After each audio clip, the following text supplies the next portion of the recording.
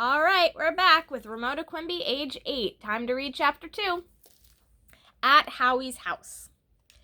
Now be nice to Willa Jean, said Mrs. Quimby as she handed Ramona her lunchbox.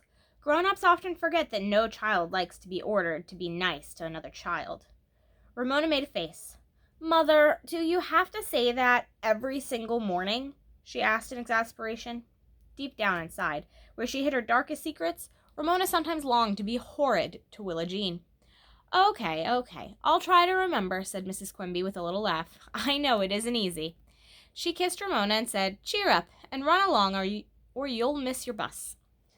Being a member of the Quimby family in the 3rd grade was harder than Ramona had expected. Her father was often tired, in a hurry, or studying in the dining room. On the dining room table, which meant no one could disturb him by watching television. At school, she was still not sure how she felt about Mrs. Whaley. Liking a teacher was important, Ramona had discovered when she was in 1st grade. And even though her family understood, Ramona still dreaded the part of the day spent in Mrs. Howie's house in the company of Mrs. Kemp and Willa Jean. Those were the bad parts of 3rd grade. There were some good parts, too. Ramona enjoyed riding the bus to school, and she enjoyed keeping Yard Ape from getting the best of her. Then another good part of the 3rd grade began the 2nd week of school. Just before her class was to make its weekly visit to the school library, Mrs. Whaley announced, today, and from now on, we are going to have sustained silent reading every day. Ramona liked the sound of sustained silent reading, even though she was not sure what it meant, because it sounded important. Mrs. Whaley continued, this means that every day after lunch, we are going to sit at our desks and read silently to ourselves any book we choose in the library. Even mysteries? Someone asked. Even mysteries, said Mrs. Whaley. Do we have to give book reports on what we read? Asked one suspicious member of the class. No book reports on your sustained silent reading books, Mrs. Whaley promised the class. Then she went on, I don't think sustained silent reading sounds very interesting, so I think we will call it something else. Here, she printed 4 big letters on the blackboard. As she pointed, she read out. D-E-A-R. Can anyone guess what those letters stand for? The class thought and thought. Do everything all right? Suggested someone. A good thought, but not the right answer. Don't eat a reader? Suggested Yard Ape. Mrs. Whaley laughed and told him to try again. As Ramona thought, she stared out the window at the blue sky, the treetops in the distance, the snow-capped peak of Mount Hood, looking like a giant licked ice cream cone. R could stand for run, and A for ant. Drop everything and run, Ramona burst out. Mrs. Whaley, who was not the sort of teacher who expected everyone to raise a hand before speaking, laughed and said, almost right, Ramona. But have you forgotten? We are talking about reading. Drop everything and read, chorused the rest of the class. Ramona felt silly. She should have thought of that herself. Ramona decided that she preferred sustained silent reading to D-E-A-R because it sounded more grown up. When time came for everyone to drop everything and read, she sat quietly doing her sustained silent reading. How peaceful it was to be left alone in school. She could read without trying to hide her book under her desk or behind a bigger book. She was not expected to write lists of words she did not know, so she could figure them out by skipping and guessing. Mrs. Whaley did not expect the class to write summaries of what they read either, so she did not have to choose easy books to make sure she would get her summary right. Now, if Mrs. Whaley would leave her alone to draw too, school would be almost perfect. Yes, sustained silent reading was the best part of the day. Howie and Ramona talked it over after school and agreed as they walked from the bus to his house. There they found 2 of the new friends he had made at Cedarhurst School waiting for their bicycles. Ramona sat on the Kemp's front steps, her arms clasped around her knees, her sustained silent reading book of fairy tales beside her, and looked with longing at the boys' 2 bicycles, while Howie wheeled his bicycle out of the garage. Because Howie was kind, and because Ramona was his friend, he asked, "Ramona, would you like to ride my bicycle to the corner and back?" Would she? Ramona jumped up, eager to take a turn. "Just once," said Howie. Ramona mounted the bicycle, and while the 3 boys silently watched, teetering and wobbling to the corner without falling off.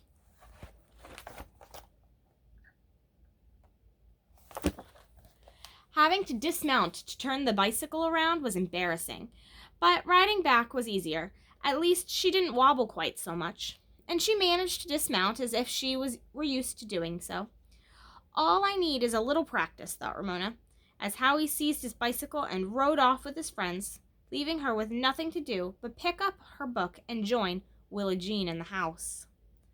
Now that Willa Jean was going to nursery school, she was full of ideas. Dressing up was one of them. She met Ramona at the door with an old curtain wrapped around her shoulders. "Hurry up and have your snack," she ordered, while her grandmother sat watching television and crocheting. The snack turned out to be pineapple juice and rye crisp, a pleasant change for Ramona, even though Willa Jean stood impatiently beside her, watching every swallow until she had finished. "Now I'll be the lady, and you be the dog," directed Willa Jean. "But I don't want to be a dog," said Ramona. Willa Jean's grandmother looked up from her crocheting, reminding Ramona with a glance that Ramona's job in the Quimby family was to get along with the Kemps. Did she have to be a dog if Willa Jean wanted her to, then? "You have to be the dog," said Willa Jean. "Why?" Ramona kept an eye on Mrs. Kemp as she wondered how far she dared go in resisting Willa Jean's orders. "Because I'm a beautiful rich lady, and I say so," Willa Jean informed her. "I'm a bigger, beautifuler, richer lady," said Ramona, who felt neither beautiful nor rich, but certainly did not want to crawl around on her hands and knees barking.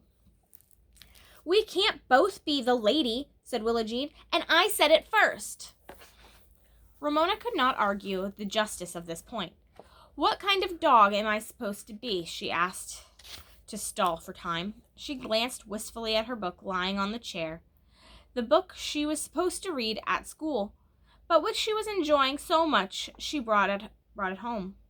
While Willa Jean was thinking, Mrs. Kemp said, "Sweetheart, don't forget, Bruce is coming over to play in a few minutes." "Bruce who?" asked Ramona, hoping Willa Jean and Bruce would play together and leave her alone to read.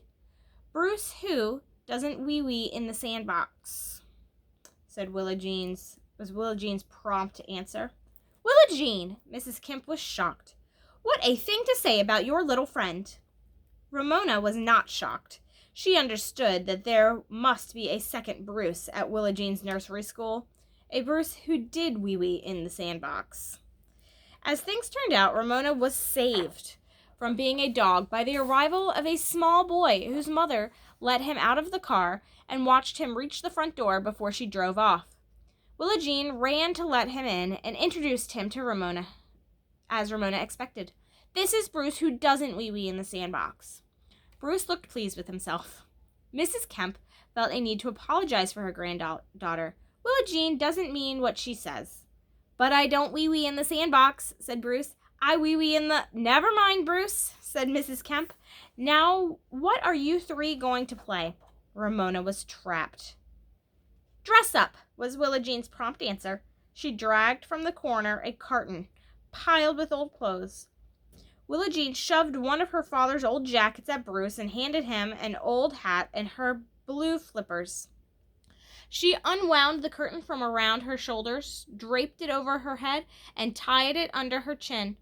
Then she hung a piece of old sheet from her shoulders. Satisfied with herself, she handed a torn shirt to Ramona, who put it on only because Mrs. Kemp was watching. "There," said Willa Jean, satisfied.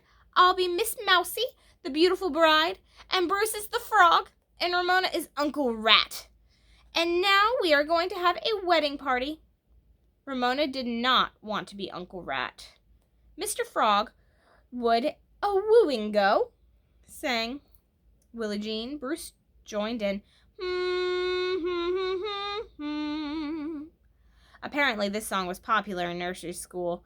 Ramona hummed too. Say it, Willie Jean ordered Bruce. Willie Jean, will you marry me? Sang Bruce. Willie Jean stamped her feet. Not Willie Jean, Miss Mousie. Bruce started over. Miss Mousie, will you marry me? He sang. Yes, if Uncle Rat will agree, sang Willie Jean.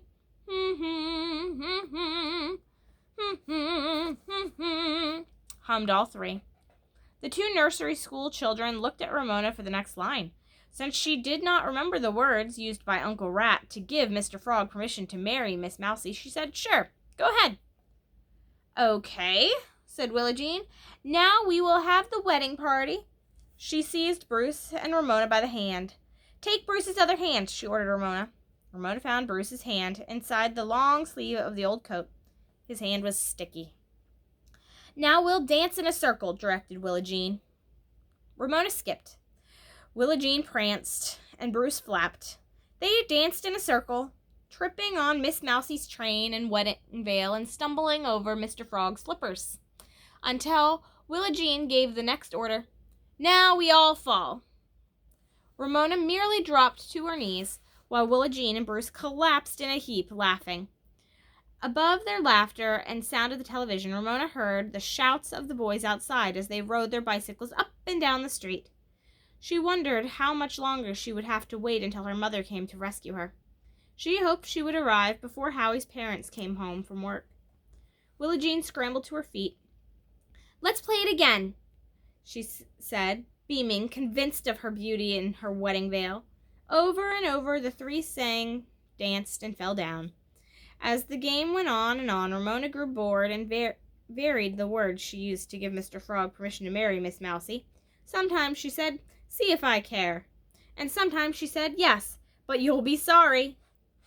Willie Jean did not notice. She was so eager to get to the party part of the game, where they all fell down in a heap. Still, the game went on, over and over, with no sign of Bruce and Willie Jean's tiring. Then Beezus came in with an armload of books.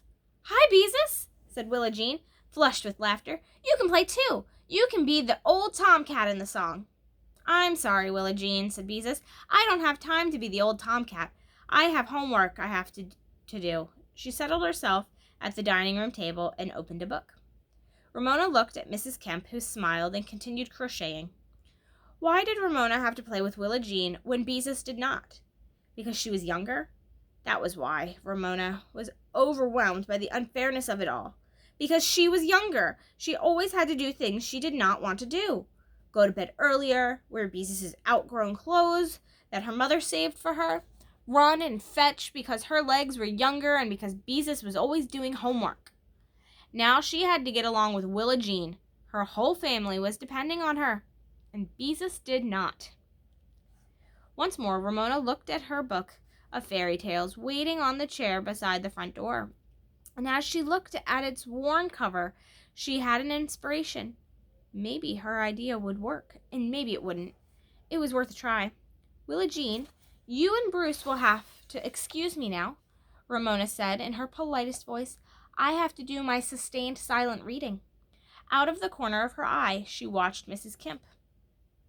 Okay. Willie Jean was not only impressed by the phrase, she did not understand. She had Bruce to boss around. Mrs. Kemp, who was counting stitches, merely nodded.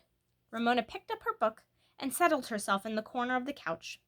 Beezus caught her eye, and the two sisters exchanged conspiratorial smiles, while Willie Jean and Bruce, now minus Uncle Rat, raced happily around in a circle, screaming with joy and singing, She'll be coming round the mountain when she comes.